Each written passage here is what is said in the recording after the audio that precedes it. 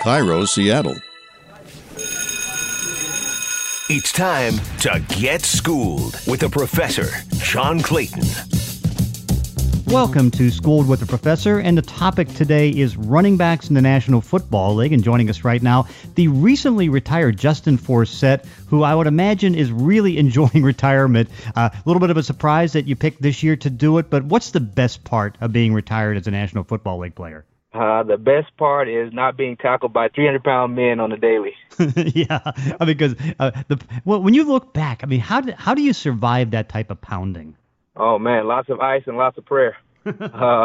Just take care of my body throughout those 9 years, and make sure I was putting the right things in and training hard. Because that's the one thing. I mean, you talk about 9 years, but I mean, when was the first time that you tried running back as a football player? I mean, how young were you? I was 7 years old. So from the age of 7, all you've been able to do is, escape people, but also get hit by bigger people. Exactly. 25 years worth. Oh, that's amazing. Hey, before we get started talking about running backs, kind of where the trends are and all those things, you got something good going, because I know with all the things that are going on in Texas, particularly around Houston with the rain, the 51-inch rain, and I know you're working on something right now to try to help the people down there, because this is going to be a long process and they're going to need as much help, and it looks like you and others are willing to work and help. Yeah, definitely. Houston is a special place in my heart, man. Houston was a lifeline for me in my career after I left Seattle, going down to play for the Houston Texans for that year. I had my firstborn son there, and it's an amazing place, an amazing community, and they were a lifeline for me, and it's the least I could do is go back and serve them in their time of need. So I'm gathering a group of players right now. We're going to go out and we're going to donate to them. We're going to find out. We're going to let things play out a little bit and find out specific needs that they may have down in the community right now, whether it be diapers, hygiene products, whatnot. I know my company, Shower Pill, will be donating product and partnering with some organizations to go down and help. So that's in my heart now. We're going to try to get that done. How devastating are the stories you're hearing from down there? Man, it's crazy, man. I heard a story today where they found a mom with her baby. Where the baby was clinging on to her while the mom was passed away, floating down the highway or down the road somewhere, and stories like that. When lives are being lost, and you losing mothers, and family members are being taken away. It's a tough situation, man. It's a tragedy, and my heart goes out to the city for sure. Yeah, no doubt. And of course, I mean, pretty much being kind of a West Coast guy and making that move to Houston, I mean, it was a special time for you in your career, but it also seems like it was also special just in relating to an area. Yeah, definitely, man. That community is tight-knit, man. They love their football and their sports team down there. I actually went to high school in Texas Okay. For 2 years before I went out to UC Berkeley. So it's a special place, man. I'm actually going to go to in a few weeks. I'm going to try to go down there and serve the community and volunteer and see what I can do, to help the process of recovery. That's fantastic. All right, let's talk running backs. And since you got into the game, how much have you seen it change for running backs, particularly in the National Football League? You definitely, you see more running backs by committee. You see more one-two punches. I feel now. You see the more versatility from players collectively. I mean, there was always guys like Marshall Falk that was very versatile, but now I see you got a whole bunch of guys out there that can do a little bit of everything, and it's exciting to see the players that like a Le'Veon and David Johnson out in Arizona. Is almost a need for a different type of back now than when you came in the 9 years? Yeah, I mean, like I said, the whole versatility part, man. If you're just a one-dimensional guy, man, it's hard for you to get on that football field, especially if you see a guy like a short yardage back or somebody that's kind of one-dimensional. It's really hard and tough to get on the field. You got to be on there for first, second, and third down if your number is called upon, because that's where you're gonna get your touches. When did that really start to change? I mean, even when you started seeing a slow transition when I came in the league in 2008, but there was still, when I got into Seattle, there was still, we had Julius Jones, we had Maurice Morris, and T.J. Duckett, and Edgerrin James was down in Arizona, and Frank Gore was holding it down in San Fran. So, you still had like those power workhorse running backs, but I began to see the shift, maybe a year or so after my entry into the league, and guys were, you start seeing more of those, 1-2 punch. I think New York, really started the trend of the committee backs with the whole Earth, Wind, and Fire backfield that they had. Yeah, because I remember when you go back in the early 2000s that, you had maybe 15, maybe a lot of backs that would have 320 plus carries, where now, you're lucky to have one running back who's going to get 20 carries a game and go 16 weeks. It's changed that dramatically. In fact, like last year, I think there was only 13 1,000-yard runners, where before, you would have 19 to 22. It just seems now that, so much is being taken away from that workhorse type of back. Yeah, man. It's tough to see those carries like you used to. That's why it's important for you to have that versatility, man. If you're not going to get it carrying the ball, you got to get it from the backfield, getting screens, being able to split out wide, and doing some of those things like a Le'Veon. Yeah. How good is Le'Veon Bell, and how good is David Johnson? Oh man, they're special players, man. Just because they do it all, they can be on the field at all times. They're not only good runners and catchers, but they can block, and they're willing to put their nose in there and in the line of scrimmage, and line up in the A gap, and stuff linebackers. So that versatility, especially for young guys, coming in the league, you don't really see it too often. So these guys are ahead of the game. It's kind of interesting because, again, you were that versatile type of back who can catch the ball and run the ball and, seem to fit so well. You weren't the biggest guy, but you were the elusive guy. Mm-hmm. And so how much does that translate into the game now?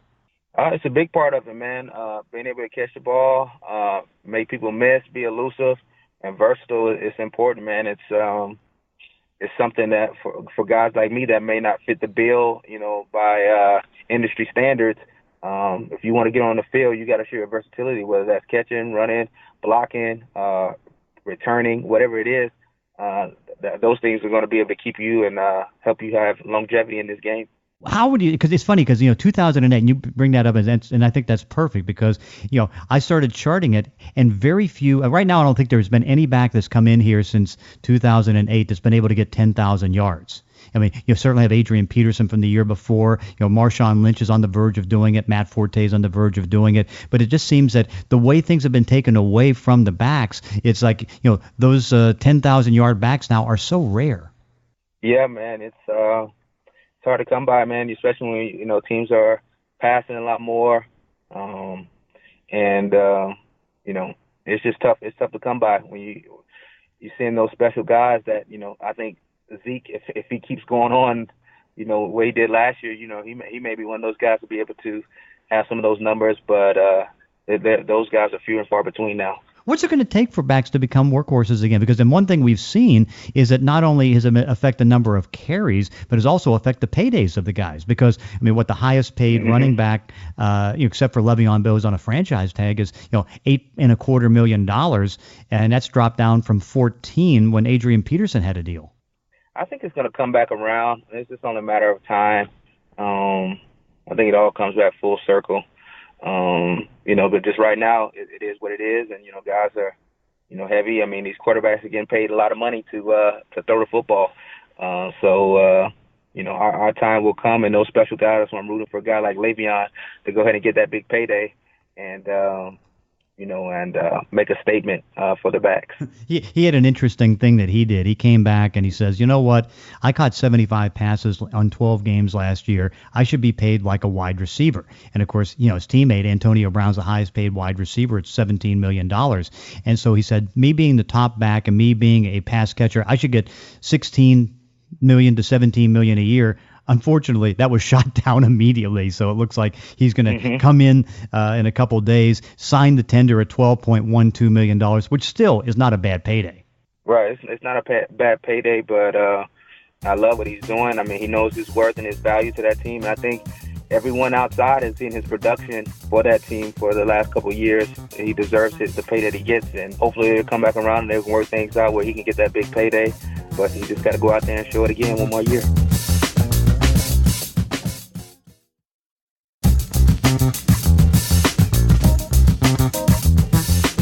How excited are you to see Marshawn Lynch back in the game, your former teammate?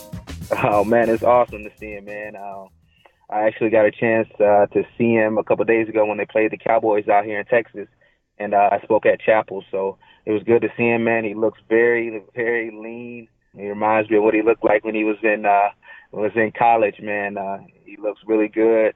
Looks like he's in shape, and I'm excited to see him back. Yeah. Well, how do you think he's going to do? Is there some number that you can assess that he might be able to do for yardage? I mean, because it's tough when you retire and then try to come back, and he kind of had that late start in figuring out his retirement. Yeah, I mean, I don't have a number in mind for him, but I mean, this guy's been a freak of nature since I met him in college as a freshman, and I don't think there's anything that he can't do once he put his mind to it on that football field. So I think the sky's the limit for him. I think they have a great team. I think they have some offensive weapons that they can use around him. Even in the backfield, man, those two young guys that they have are special as well, so he won't have to take the brunt of the load. But I think he's going to do some special numbers this year.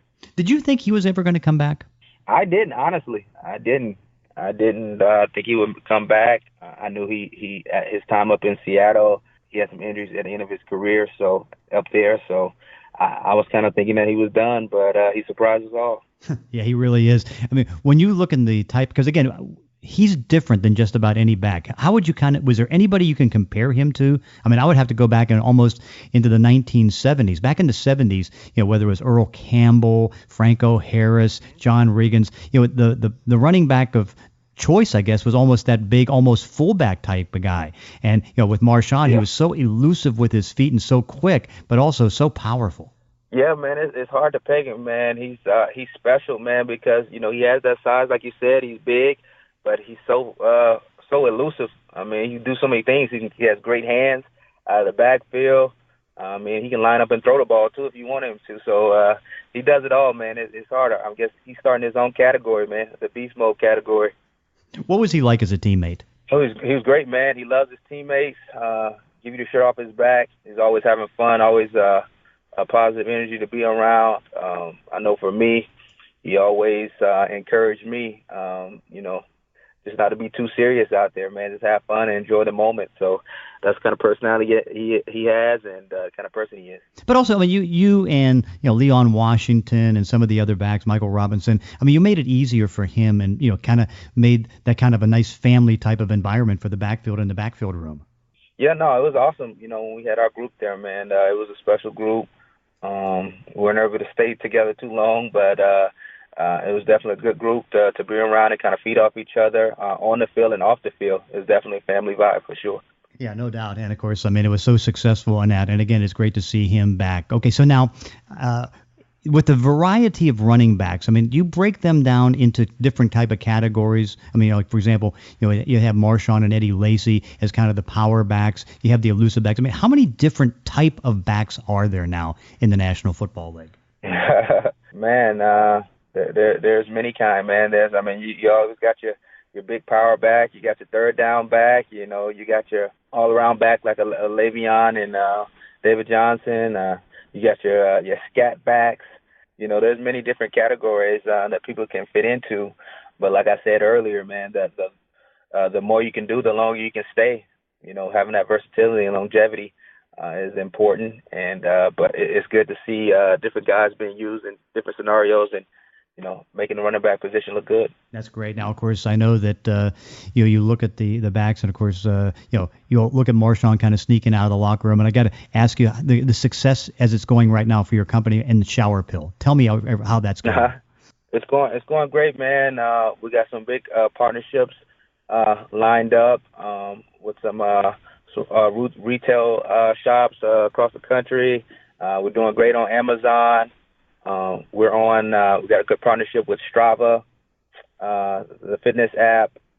We've been growing like crazy, doing some partnerships with potential airline here shortly, and it's growing. And some of the humanitarian stuff that we're doing with the United Way and Salvation Army, especially for the stuff going on down in Houston and the stuff that we did in Flint, Michigan for the water crisis.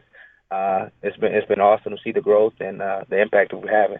And tell everybody, I mean, what got you started in this, and what was the idea, and how did you develop it? Oh man, it was me and my two college teammates, we knew that there was a need after workouts, man. There was many times after a practice or a workout or training, we didn't have time to get immediately in the shower. We had to take deferred showers, and we'll be in meetings and we were stinking, and there was no hygiene solution for those moments when we were on the go and we need to freshen up. And we came up with this shower and a wipe, somewhere you can take everywhere, be able to wipe down and clean up until you get to a shower. It really took off, man, and we realized that it's not only for athletes, but for people that go camping, hiking, whether you commuting to work on your bicycle, anywhere. I mean, there's different use cases doing stuff with the military, so there's needs everywhere for it, and people can go get us now on sharphill.com or Amazon. Okay, repeat that now. How can everybody get that? You can go to sharphill.com or Amazon. Oh, that's fantastic. I'm glad that's working well, and glad it's working for you. You're not going to pull a Marshawn on us and come on back in the National Football League? No, I'm just leaving the gym right now, and I'm enjoying not being hit by 300-pound men, just being tackled by my kids now, so I won't be coming back. Okay, well, Justin, you've been a great success story on the field, a great success story off the field. Congratulations for you, and thanks for joining us. No problem. Thank you for having me. And that does it for this week's podcast. In between episodes, you can follow me on Twitter at Clayton ESPN. If you enjoy these weekly one-on-one conversations, consider leaving a review on iTunes or wherever you're listening to the show. Thanks for listening. See you next time on Schooled with the Professor.